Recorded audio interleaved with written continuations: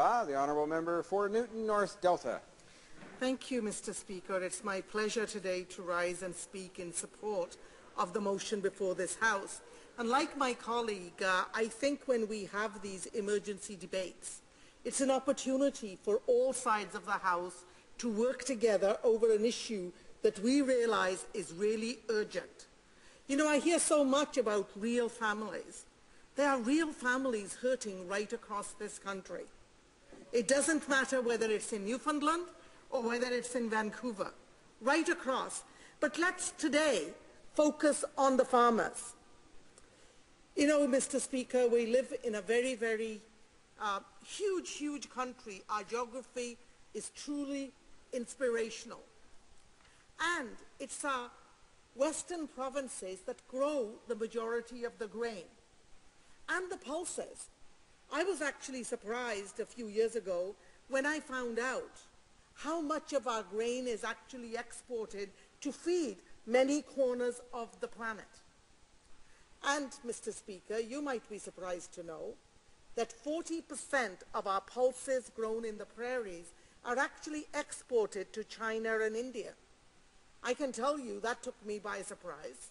I did not know that.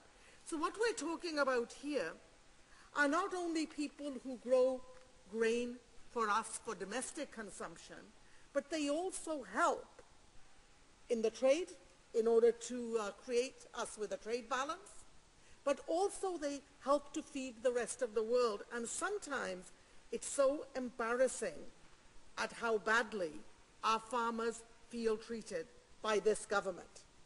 I'm not going to go back and revisit the Canadian Wheat Board, but I think what we're beginning to see are the very results that were predicted by people on this side of the House, while that government was so adamant in dismantling a Canadian institution, one that was serving the Canadian grain-growing farmers really, really well for their own ideological reasons, not based on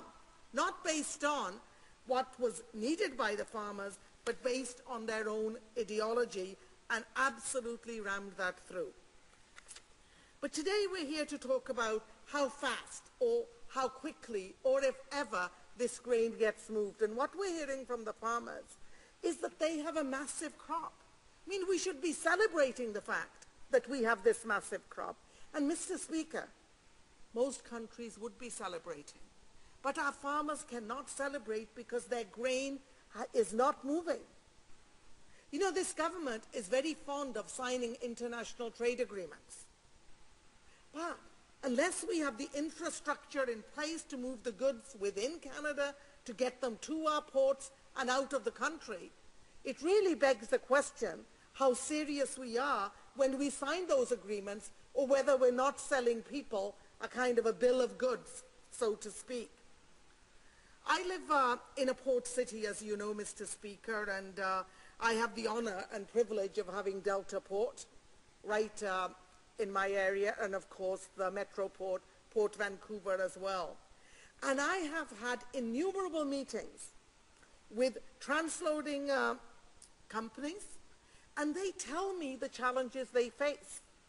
And I actually went and have spent half a day or a day at a number of these different companies to see how the port system actually works and how the goods that arrive from the prairies then get moved out through our ports. And there are huge challenges facing the ports in Canada at the moment. And many of them are aggravated by our transportation of goods to the ports, and in this case, through the railway system. You know, Mr. Speaker, I found out, for example, that rail cars arriving filled with grain, when they arrive at the transloading company, they have 24 hours to empty them. 24 hours. If they don't, there's a fine. And the fines are quite hefty. I was surprised. But if CN Rail is late by 2 days or a day or even a week, there is no penalty for CN Rail. The penalty is borne by the transloaders, and they lose in many different ways. First of all, they pay a penalty to CN Rail. Second, If they're expecting an arrival of goods and they don't arrive, they're paying their truck drivers. The truck companies, the owner-operators as well as the transloading companies lose double then as well. They've got people there ready to unload the grain, bag it, and then to ship it out. Guess what? They're paying those people and waiting for that grain to arrive. And what they go through is famine to feast. And that's no way to run a business, because you hire staff expecting goods, they don't arrive. Guess what? You're still ending up having to pay some staff, and the truckers, the owner-operators, end up being big losers in this as well. And we really need to address this issue in a very, very serious way. So it's the farmers in the prairies. They absolutely, they've grown this magnificent product that is quality product, grains and pulses, that the rest of the world wants to purchase. But here is the sad part. We don't have the infrastructure in place. Surely there is an easy way of getting extra rail cars. Surely the government can work with CN to work through all of those things. But instead of doing that, here we are in a situation where the farmers, after a magnificent harvest, are now saying, we're going to be broke. We haven't been paid. Because they don't get paid until that grain gets moved. So all of that is a serious, serious problem for us. And you need to know, Mr. Speaker, that it's the farmers who suffer, it's the transloading companies, it's the truck drivers, and there's a whole chain where the costs, and they are heavy costs, are downloaded. And I hear a lot about business sense, being good economic managers from the other side. Well, good economic managers would address an issue like this, because here's a Canadian product that other countries want to buy, but we can't get it to the port in time.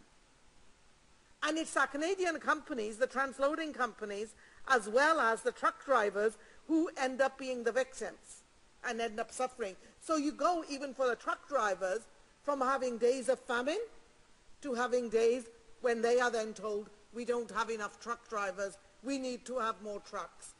And the ports themselves find it difficult to make the kind of plans they need to make in order to ship the goods out. And, Mr. Speaker, sometimes we think that maybe we're just making all this stuff up, but let me tell you that we've been hearing from some of the farmers and grain growers themselves. A flax farmer in Central Butte, Saskatchewan, says, free trade is no good if you can't get the product there. Mr. Speaker, I come from a farming background in my ancestry, not that I've ever farmed myself. I haven't. But my grandparents and great-grandparents did. And one thing I know about farmers, they're blunt and to the point. And I think there is something significant to be learned from there. But here is a quote from the Manitoba Pulse Growers Association President, Kyle Friesen. We need to get the grain moving because many farmers may not be paid for last year's harvest until after spring planting. How many of you would like to wait 6 months or 9 months before you get your pay as members of Parliament? We wouldn't. This is already causing lost sales. Things need to improve, otherwise this will translate into a serious cash flow issue for farmers when they need to buy seed and inputs this spring. And it absolutely harms our international trade. What kind of credibility do we have when we don't have the kind of predictability we need for the transportation of our grains and pulses from the fields right to the ports and to the countries that have bought them? Rick White, General Manager of the Canadian Canola Growers Association, had this to say, the big question now is, are they going to be able to get enough grain delivered into the system to pay off the advance prior to the deadline? Farmers who are growing grain and are helping in our trade balance, they are being punished. And if we want future generations to remain in farming and to utilize the wealth of our land, then surely we have to have an infrastructure in place, and we have to make sure that they're remunerated at the right time and in an appropriate manner, and they are not left begging and thinking, am I going to be able to feed my family? Do I make it into the next year? And is my grain going to rot? Thank you, Mr. Speaker.